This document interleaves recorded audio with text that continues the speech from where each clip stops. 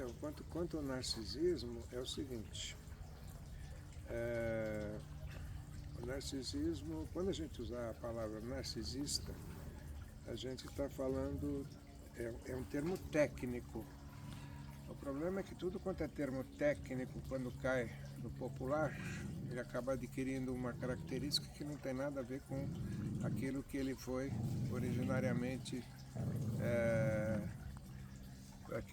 que a gente usou originariamente para se expressar. Tem um narcisismo que é patológico, que é doentio mesmo, mas isso é um outro aspecto que eu acho que vale a pena num outro vídeo, porque é um pouquinho mais complicado. Agora, o narcisismo básico é o seguinte,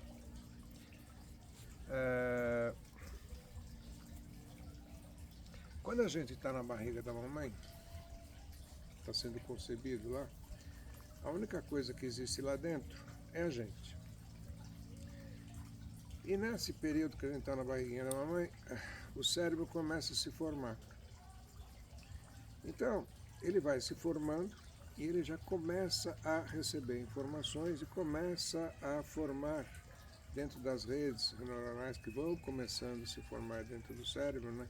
Ele já começa a formar ligações entre os neurônios, que são basicamente as primeiras formas de você se comunicar um com o outro. Logo você começa a ter, não dá para dizer que é uma autoimagem, mas você começa a ter uma sensação de como é que as coisas são nessa espaçonave que é o útero, até chegar no outro planeta que você não sabe como é que é. Então você começa a ter, vamos dizer assim, uma ideia de você. A grosso modo, hein?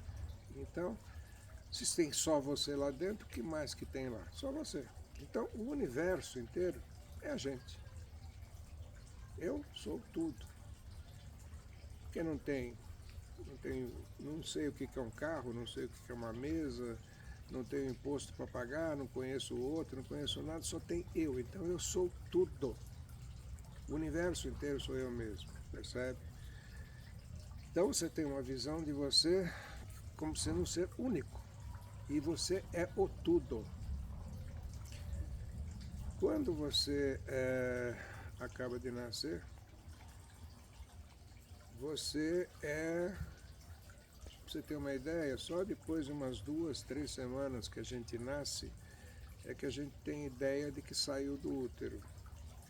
Até 2, 3 semanas depois que você nasceu, você jura por Deus que você está ainda dentro do útero. Ou seja, o nosso cérebro, diferente de outros animais, demora 25 anos para poder se desenvolver totalmente. Então a gente tem uma gestação, pós-gestação uterina, de 25 anos para a formação completa do cérebro. O que é a formação completa do cérebro? Imagina o seguinte, lá dentro da barriga da mamãe você tem um novelo de neurônios. Esse novelo se expande e fica geralmente aqui em volta desse osso, que é o crânio. Uma vez que os neurônios estão aqui, eles começam a se comunicar. É como você construir um prédio, você vai construir lá um escritório, uma fábrica. Então você tem o departamento de vendas, o departamento de comunicação, o telefonista, o expediente, depósito e tal. Então, isso são os neurônios indo para os locais deles. Só que tem que se comunicar. A recepção tem que falar com a chefia, tem que falar com o xarifado e tal. Aí são as ligações que você faz. Então essa primeira conformação, né, essa formação que você faz, é básica, tanto que vai ter áreas que você tem áreas da fala, que é o setor aqui do escritório da fala, tem o escritor da visão, são as regiões que ficam aí. Nessa formação dentro da barriguinha da mamãe, a gente começa a ter certeza que a gente é só a gente, nada mais. Esse egocentrismo, está centrado em você mesmo, é a primeira visão de narcisismo que você tem. Percebe? É um pouco diferente dessa fala de narcisismo aí, como alguém que quer aparecer muito, tal, não tem nada a ver uma coisa com a outra. Todos nós nascemos narcísicos e a convivência na estratégia de sobrevivência que a gente adotou da espécie, né, que é viver em grupo, é que vai moldando esse narcisismo para a gente ser alguma coisa tolerável um com o outro e poder reconhecer o outro e ter empatia, mas isso é uma tarefa de anos, não é inato. Ninguém nasce sabendo se comunicar com o outro, respeitando o outro, isso não existe. Você nasce sempre, todos nós nascemos egocêntricos e narcísicos, achando que a gente é o centro de tudo. Tudo existe para nos satisfazer, tudo existe para deixar a gente bem. Quando a gente nasce, então, no momento que você nasce, como é que funciona lá dentro? Já deve ter visto aí em ultrassom, tem muito isso na internet, ultrassom de criancinha que está dentro da barriga da mamãe. De repente você vê que o cara está chupando o dedo, está chupando o pé, às vezes está sorrindo, às vezes está com uma cara séria. Quer dizer, no primeiro mês, pouco menos do primeiro mês de gestação, já se forma aqui no cérebro uma estrutura que chama núcleos da base, que são os que vão mexer com as emoções. Então, com menos de um mês, a gente já tem emoções. Se fizer um aborto, você está matando alguém, que está em formação e que já começa a ter emoção. Então, se já tem alguma emoção, já começa a ter a formação de redes que começa a te dar uma sensação de você mesmo. Dentro da barriguinha da mamãe, como você é tudo, de repente você está feliz. Se a mamãe ficar feliz, ela vai jogar uns certos hormônios de felicidade, vai dentro da circulação dela, vai para você, você fica feliz, não sabe nem por quê. E você está achando que você está feliz. Se a mamãe passar maus bocados aí fora, joga uns outros hormônios que não são legais, você vai ficar triste, não sabe nem por quê. Mas você já vai preparando a formação do cérebro para quando chegar neste planeta, que você não faz ideia de como é que ele funciona, como é que as coisas são. Se a mamãe tiver uma gestação muito tranquila, feliz e tal, você já chega aqui achando que você vai cair num lugar legal. Se a mamãe tiver uma visão meio atribulada e tal, já chega aqui meio com o pé atrás e fala que eu vim parar em Marte. Entende? Mas de qualquer forma são eu e eu. Acabou de nascer, bonitinho. Quando você nasce, tem um episódio muito interessante que é o seguinte. Enquanto você está no nirvana, naquela enorme piscina que você pode nadar à vontade lá dentro, né? Chupa o dedinho, chupa o pé e tudo mais, tá tudo legal. Só que com o seu crescimento lá dentro, o útero não vai crescer, você começa a ficar meio apertado lá dentro. Chega uma hora, que é no final, quando dá aquela cambalhota, né? Que a coisa está ficando esquisita mesmo, porque a espaçonave está ficando apertada para danar. No primeiro momento, a gente começa a ficar ansioso, perto do parto, mas fica ansioso. Essa ansiedade começa a girar uma certa preocupação, você começa a ficar angustiado. Essa angústia vai aumentando, porque você não consegue mais chupar o pé, não consegue se mexer direito, começa a ficar dessa angústia, você começa a ficar com medo. E daí você começa a ficar com raiva, porque é a reação básica de luta e fuga. Esta raiva é que fala, pô, preciso fazer alguma coisa. Nesse momento, você joga outras substâncias na circulação da mamãe que desencadeia o trabalho de parto. Então, sinto informar, a gente pediu para nascer. Então não adianta jogar a culpa nos pais porque você pediu para nascer. Se não fizer isso, o trabalho de parto não rola. Então tudo bem, você pediu para nascer. Só que você nasce. E quando você sai de lá, imagina bem, você está na nirvana, um lugar legal para danar, só está angustiado, chateado, para burro, lá que o negócio está apertado. Mas você nasce. Quando você nasce, bicho, luz não tem lá dentro. Som não tem lá dentro. Oxigênio, entrou ar no pulmão, isso é apavorante.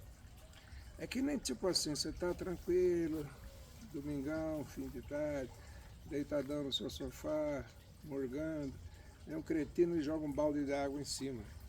Você levanta e quer matar o cara. Então, quando a gente nasce pé da vida, com raiva. É fácil. Pega qualquer criancinha recém-nascida, acabou de tirar, olha a cara do cara. Não é cara de medo, não é cara de tristeza, não é cara... é cara de raiva. Eles não estão assim, apavorados não, não estão assim, chateados não. O cara está puto da vida que nasceu. Então a primeira reação que ele tem é de ódio do que aconteceu, porque de fato cá entre nós alguém jogou um balde de água fria quando você estava sossegadinho ali. Aí todo mundo fala, não, Nenê está chorando. Nenê não está chorando, ele está puto da vida com o que está acontecendo dentro do útero, porque ele não sabe, não sacou ainda que já saiu de lá. Legal, mais um pouquinho, Nenê nana. Nenê não nana. Nenê desmaia. Por que Nenê desmaia? Porque Nenê não precisava ficar gordinho dentro da barriga, não precisa ficar acumulando adipócito nem nada. Acabou a reserva de glucogênio, acabou a gasolina, pum, você desliga. Na hora que desliga, você fala, bom, peraí, bicho, acho que ficou tudo calmo de novo. Ufa, ainda bem, então agora tá beleza. Foi algum evento estranho que eu não entendi, mas tudo bem, agora tô legal. Passa um pouquinho, começa um troço que você fala, vai começar de novo. É a fome. E que dá aquela coisa, você fala, puta, começou de novo, acho que vai dar aquele rolo outra vez que eu acabei de passar por isso aqui. O que eu vou fazer? Da última vez, o que eu fiz? Fiquei puto da vida e deu certo. Vou ficar puto da vida de novo. E começa a chorar. Nenê está chorando de fome. Sim, está chorando de fome, mas ele está pé da vida que a coisa desequilibrou de novo. Vem a tal da mamadeira ou da teta, seja lá o que for, a placa, aquela apazigua, aquela fome, e o cara, voltei de novo para lá. E vai ciclicamente, fome e tal, não sei o quê. Toda vez que Nenê, recém-nascido, primeiros dias, mama aquela coisa, atenção, ele está mamando ele. Porque, olha, se só existe ele no universo inteiro, ele fala assim, bom, peraí, bicho, acho que eu estou chupando alguma coisa, nem eu chupava o dedo, eu chupava o pé, acho que eu descobri um troço aqui que eu chupo, meu, eu chupo esse negócio, e aí eu resolvo o problema. Ou seja, sei que a mamãe está pegando você achando piamente que ela está mamando, ele está na cabecinha dele mamando nele. Só a gente que acha que o cara está mamando a mamãe. Não, ele está mamando nele. Percebe? Então continua sendo egocêntrico, é só ele que existe no universo, não reconhece o outro de plano, né? De momento assim.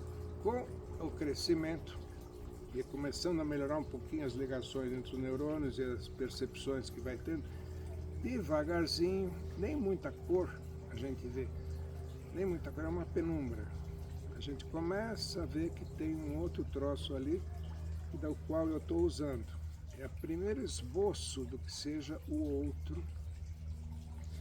E essa coisa que eu começo a usar, eu falo, bom, tudo bem, é uma coisa que eu estou usando, mais um pouquinho para frente eu começo a desconfiar que aquela coisa não é exatamente eu, mas é meu. É meu. Porque inclusive mamãe nasceu justamente para cuidar de mim. Então a existência daquela coisa, é claro que eu não sei que ela tinha vida anterior, não sei nada disso, porque aquilo lá, qual o significado daquilo para mim? Aquilo lá existe para cuidar de mim. Só para cuidar de mim, percebe? Isso que é um narcísico, né? É só para cuidar de mim. Aquela coisa existe para o meu prazer, para o meu total prazer, para me aliviar da fome e tal. Então eu uso aquilo que é meu. Aquela coisa só tem uma justificativa da mãe existir no universo. Para cuidar de mim. Para cuidar de mim. Não tem outra explicação. Para que serve isso?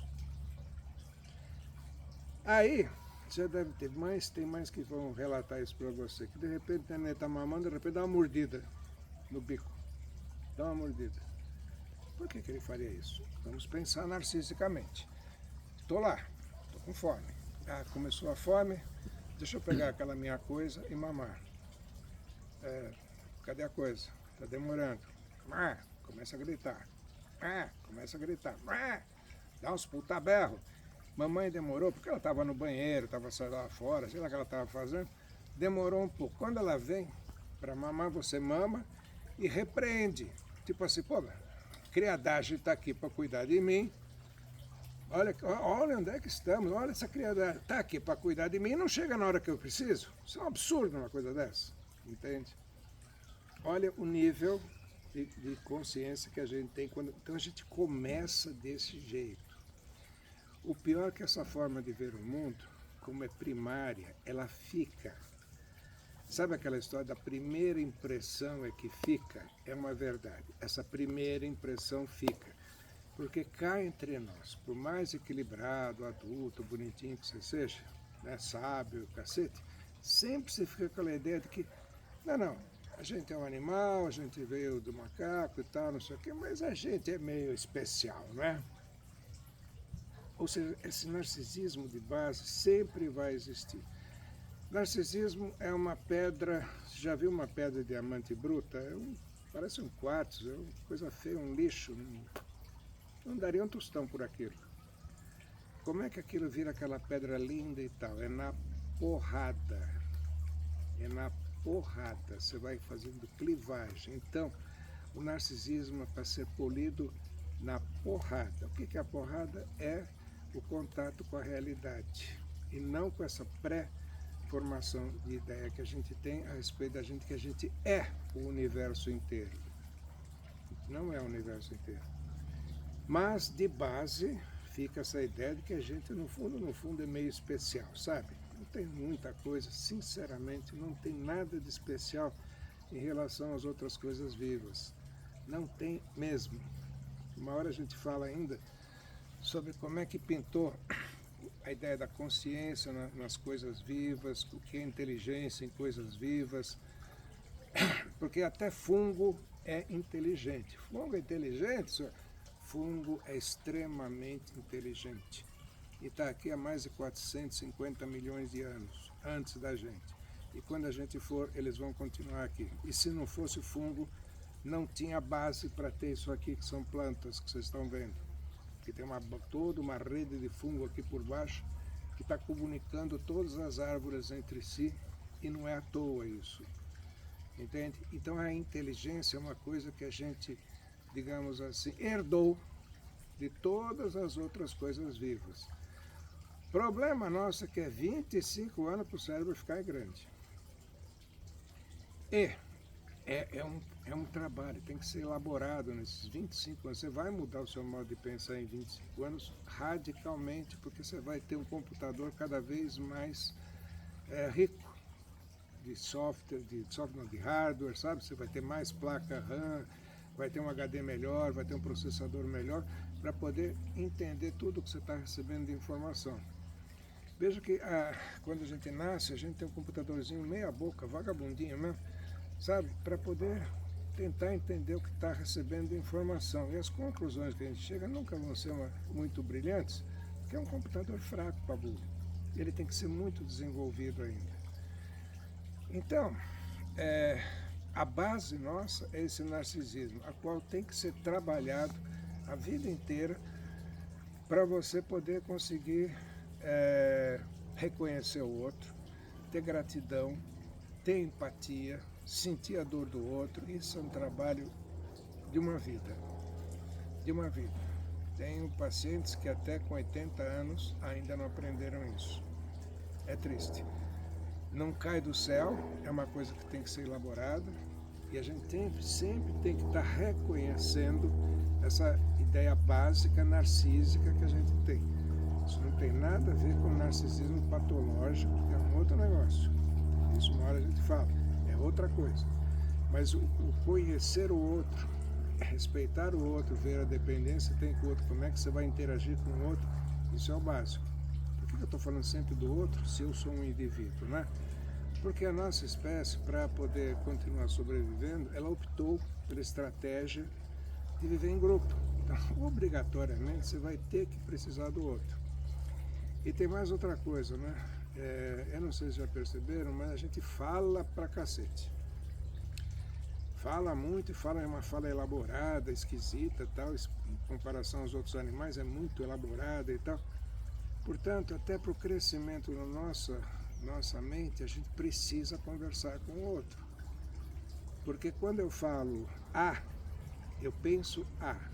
Quando você fala A, você pensa um A um pouco diferente. Então a gente tem que tentar entender o que um está falando com o outro para ver se é o mesmo A que a gente está falando, entende? Então muito cuidado quando você pega uma definição, porque aquela que você está ouvindo ou lendo ou introjetando aquela informação, você vai introjetar e informar conforme o seu crescimento, as experiências que você passou, que necessariamente não são igual ao do outro. Então já começa a haver uma certa diferença entre o que você acha que é verde e o que o outro acha que é verde. Pensa num verde. Aposto que não é o verde que eu estou pensando, nem ele, ninguém está pensando o mesmo verde. Por isso que nós temos que conversar para chegar à conclusão de qual é o verde que nós estamos falando. Percebe? Essa conversa que é importante. Isso é legal numa sessão de terapia, isso é legal numa conversa psiquiátrica, porque a gente pode conversar diretamente para ver, sabe, ajustar direitinho qual é o verde que a gente está falando. Evidentemente aqui, falando para essa câmera, não dá para saber qual é o verde que você está pensando, nem você entender qual é o verde que eu estou pensando. Mas se você entendeu pelo menos que existe uma diferença entre os verdes na cabeça de cada um, já é um grande passo. Então tenha paciência quando escutar o verde que o outro fala, porque pode não ser o mesmo verde que você está falando. O narcisista adulto, tá certo que são... hoje em dia todo mundo fala que qualquer coisa que aconteça, ele é narcisista, não necessariamente diagnosticado, mas você acha que a maioria ele é porque ele está repetindo o que ele fez lá na infância, quando ele era um bebê, um feto, ou ele faz porque ele acha que ele não teve isso, ele acabou perdendo isso lá na infância, então ele faz para poder, de certa forma, voltar lá para aquele período? Nós, de base, somos narcisistas. Primeira impressão é que fica. Nunca vamos deixar de ser, de base, narcisistas. O que temos que ser vigilantes para entender que esta primeira visão que a gente tem narcísica do mundo é uma visão falsa, baseada num computadorzinho vagabundo meia boca, entende? É mais ou menos o seguinte, imagina que você está lá na pré-história, você mora numa ilha e tem um continente. Aí você chega, vou fazer um mapa. Então você faz um mapa da ilha, você desenha um buraco, um negócio aqui, a ilha, desenha outro troço ali, é o continente. E põe uma reta e fala, daqui eu chego lá. Bacana. É o primeiro mapa. Aí passa um tempo, os caras desenvolvem caravela, tal, não sei o quê. Melhora um pouquinho o desenho da ilha, melhora um pouquinho o desenho. Passa mais um tempinho, tal, os caras desenvolvem GPS, uma bela de uma ilha, bela do continente. Só que na hora de ler o mapa, a gente faz o seguinte, você vai colocar no retroprojetor, você coloca o primeiro mapa, que é aquele vagabundo que foi feito no papel de pão, o segundo mapa das caravelas e o terceiro com GPS, e você coloca um em cima do outro. Então quando você projetar, é claro, você olha lá o mapa do GPS, você vê com precisão onde é que você chega. Mas tem aquele tracinho que ficou lá atrás, do mapa do papel de pão lá, que do primeiro pré-histórico, tem aquele tracinho, você fala, mas e esse tracinho? Se você ficar ligando para esse tracinho, você vai para um caminho errado. Então você tem que estar sempre esperto, quando você lê o mapa, vai ter aqueles tracinhos e tem que reconhecer os tracinhos do mapa pré-histórico, que vão te levar para uma furada. E vai em cima do mapa do GPS. Só que sempre a gente vai dar uma olhadinha para aquele tracinho. Se por descuido você entrar naquele tracinho, você vai se dançar. Então sempre vai existir aquilo. Não se apaga isso. Isso vai estar ali. Primeira impressão é que fica. Está impresso, não tem jeito. Não, mas a neurociência não vai encontrar esses tracinhos, nem a pau, porque não consegue diferenciar uma rede da outra. A neurociência, vamos baixar a bola também, que não é descoberta do valor de X, tá? Porque a gente tem sempre ideia de querer vangloriar tudo que a gente descobre. A neurociência descobre áreas que têm maior ou menor atividade conforme o estímulo que você dá. Feito isso, descobriu áreas que têm maior ou menor atividade conforme o estímulo. Daí para frente você deduz alguma coisa. Mas não quer dizer que provou alguma coisa. Senão, me mostra onde é que está a consciência. Me mostra onde é que está o amor. Me mostra onde é que está o ódio. Não tem. Você deduz a partir não. Aqui teve um monte de serotonina, então tem um monte de serotonina. Ah, daí, para que serve a serotonina? Ah, sei, então daí, não. Isso é uma dedução hoje. Amanhã pode não ser. Mas hoje fala-se isso. Ah, então descobrimos. Não descobrimos nada. A ciência tem um probleminha que é o seguinte. O dia que os caras descobriram o raio-x, agora a gente sabe tudo dentro do corpo e tal. Agora, nossa, ninguém segura a gente. Não saber, não precisa abrir o cara, é só olhar. Só dá para ver osso. Male um pouquinho de alguma massa lá. Eletroencefalograma. Aí um dia inventaram o eletroencefalograma. Você vai lá, mede onda, tal, não sei o que, blá blá. Estou falando da megalomania que a gente tem. De sempre achar que está descobrindo o valor de X. Põe o eletroencefalograma. Tá. Aí chegou um cara lá que era leigo e falou, nossa, o que está medindo a atividade do cérebro? É mesmo? É mesmo. Mas aí o cientista falou, bicho, mas só dá para medir 10%. Porque para poder medir o 100% eu teria que enfiar o eletrodo dentro do cérebro. Então eu só meço 10%. É mesmo? Aí o leigo sai de lá, gente, a gente só usa 10% do cérebro. Não, filho. Percebe? A informação científica é uma coisa. Quando você joga o popular, é que nem conversa. Sabe, quem conta um conto aumenta um ponto. Quem conta um conto aumenta um ponto. O cara achou que, não, então só 10%. Tem 90% que a gente ainda vai usar. Se 90% não tiver sendo usado, morre. A natureza não mantém nada que não preste, a não ser que tenha uma utilidade. Então, se a gente usar só 10%, os outros 90% estavam mortos. É tudo mongoloide.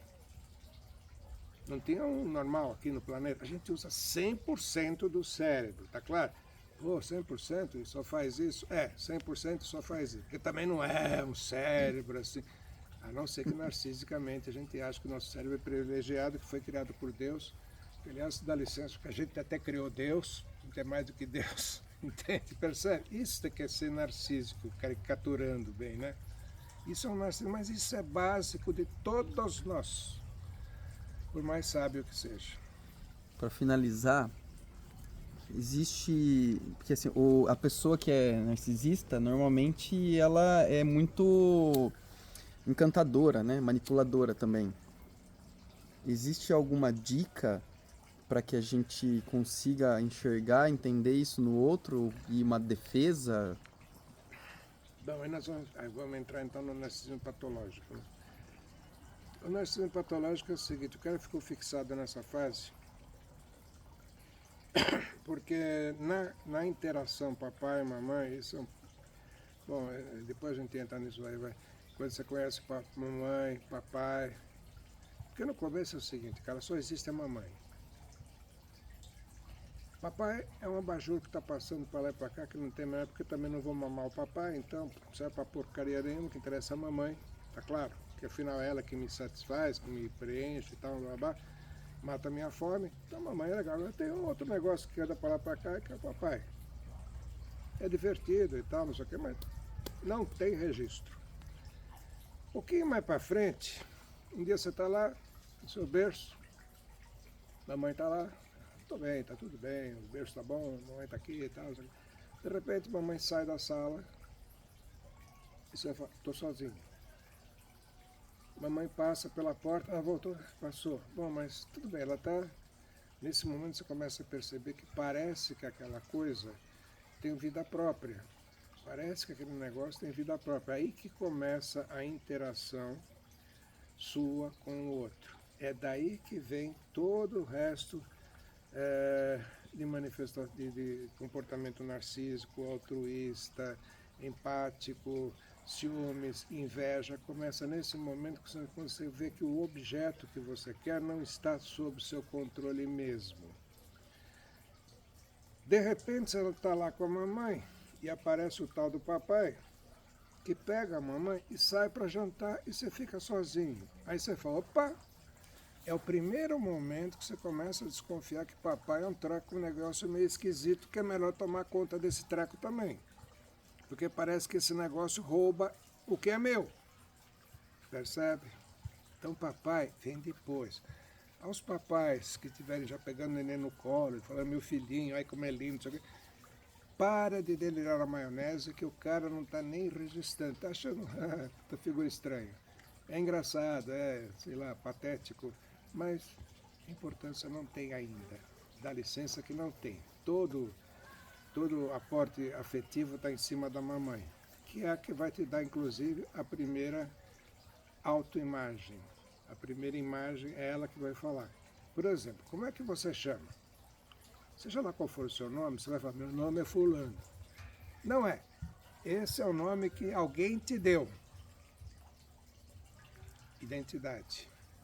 Você chama, pensa e você vê qual é o seu nome. Não é o nome que você vai repetir que nem uma matraca, porque foi o nome dado. Então a primeira imagem que a gente tem da gente, nem nossa é. Alguém fala que a gente é aquilo. Eu sou isto. Eu sou aquilo. Então cuidado, papai e mamãe, quando falar com o filhinho. Por quê? Porque se você chama, que nem um professor meu chamava de mensagem bruxa, né? Se você fala, filhinho, você é inteligente, ele pode ser um retardado, eu sou inteligente. Você é bonito, pode ser horrível, eu sou bonito. E ele acredita naquilo porque é a autoimagem que ele vai, a imagem que alguém deu para ele. Tá claro? Não é, ele sozinho não consegue elaborar, alguém dá essa imagem e o cara vai e começa a achar aquilo. Você fala, você é uma besta, pode ser um Einstein, eu sou uma besta. Você é um estúpido, eu sou um estúpido. Você é chato, eu sou um chato. Então, muito cuidado com aquilo que está falando. Geralmente, mamãe vai falar para você que você é a coisa mais... Geralmente, nem sempre. Que você é a coisa mais divina que o universo criou, porque, afinal de contas, narcisicamente é uma produção dela. Foi ela que, narcisicamente, concebeu um ser. O marido não consegue, mas eu consegui produzir um ser. Percebe? Então, naquele momento... Tá vendo? Você não consegue, né, querido marido? Eu consegui, entendeu? Então, narcisicamente também, para a mamãe, né? Aquilo é uma produção, então aquilo vai ser o maior astronauta einsteiniano que já existiu no planeta. Papai é aquele cara que tem uma única função. Porque homem é um pouquinho mais limitadinho que mulher mesmo, né? Em termos de emoção. É mais limitadinho. A única coisa que o cara tem que fazer é usar uma palavra, vocês conhecem, 3 letras, tem um tio, chama não. Papai só tem que falar uma coisa, não. Você não sabe como isso é bom para ajudar na autoimagem do cara e quebrar já o narcisismo desde aí. Pai é o cara que vem e corta, que fala não. Mamãe vai dizer que você é a coisa mais poderosa do universo. Papai fala não. Quando o pai fala não, é não. Porque é que nem carro, é o acelerador e o freio. A mamãe acelera. Mas se você acreditar só na mamãe, só vai acelerar, você vai dar uma porrada em algum momento. Se falar não, só não, você freia e o carro não sai do lugar, então para que ter um carro? É o equilíbrio entre os dois. Mas sempre vai ser funções diferentes do papai e da mamãe. Por isso que o chefe lá em cima resolveu fazer mulher e homem, que tem funções diferentes para a gente. E a gente, quando nasce, espera ter essas duas funções para nos servir de baliza no equilíbrio do nosso aparelho mental. Entende? É necessário ter isso. E a função do papai é não. E quando ele falar não, é não. E quando o filhinho fala, por que não? Por que não? Não tem que explicar. Lei é lei. Não é não. Não, esse papo de... Não, vamos explicar, porque a criança não tem a capacidade de entender. Não tem. O cérebro não é capaz de entender quando é pequenininho. Não adianta, nem adolescente. Adolescente já é outro papo. O adolescente já começa a ter um conflito legal. Mas antes da adolescência, não adianta querer explicar para o pai. Não adianta querer explicar muita coisa. Porque, afinal de contas, o cara não tem estofo mental para entender isso. Não é não. Dá um alívio cavalar. Quer ver? Por exemplo, pega numa festa, sabe aquele molequinho que está na festa? Puxa a toalha, pega os doces, chuta, grita, berra, esperneia e tal. Ele está enchendo o saco de Deus e o mundo. De repente chega o pai e dá uma bronca no cara. O cara tem um alívio. Porque todo aquele crescimento exagerado dele, alguém chegou e colocou um limite. Era isso que ele estava pedindo, enchendo o saco do planeta em volta. Você acha que vai chegar para um carinha desse e explicar, não, você tem que entender, as pessoas aqui na festa estão se divertindo, você está sendo um pé no saco e tal. Não vai entender. É alguém chegar e simplesmente, porque senão ele fala, não, então dá um jeito de eu driblar e continuar louquinho. Alguém tem que falar não e não. Simples. Isto feito, você começa a ajudar demais a pessoa a ter uma forma mais centrada, ela começa a conseguir ver o outro, ela começa a poder ter empatia, ela começa um monte de outra forma diferente de relacionar com o outro, do que simplesmente largado buscando prazer, prazer, prazer o tempo todo. Na sociedade hoje em dia, já devem ter visto, o papel masculino foi durante um bom tempo perseguido e rebaixado, né? Até em leis, né? Não tem mais pátrio poder, não tem mais... Deu o que deu, né? Está todo mundo alucinando, porque não tem a contrapartida. Então você tem hoje carros com aceleradores espetaculares, mas muito mal de freio, porque não foi ensinado. E o pior, quem devia fazer o papel de freio, acha que está sendo legal, sendo um eunuco que está tentando vivenciar com o filho. E o pai sempre vai ser um competidor, graças a Deus, para poder ter a contrapartida do limite. O que você pergunta do narcisista patológico, ele é patológico. O outro, para ele, é um objeto. Ele é sedutor. Muito. Sabe por quê? Porque ele sabe o que você quer e o que eu devo parecer ser para conseguir o que eu quero. Isso é narcisista. Mas você é apenas uma laranja para ser chupada e jogada fora. Isso é narcisismo patológico. Entende? Ele é sedutor? Sedutor. Muitas vezes inverte o discurso, diz que você que é culpado pela situação, e você até acaba conseguindo pegar essa culpa, porque num primeiro momento ele leva você para os céus. E você acredita naquela conversa fiada. Se você não tiver uma boa noção de si próprio, você fala, pô, esse cara está um pouco exagerando na avaliação. Não, você é sedutor, muito sedutor. Então, depende também de você, né, não cair no conto do vigário. Porque é um estelionatário de alto grau, o narcisista. Só isso, não é nada. Porque amor nem sabe o que é isso.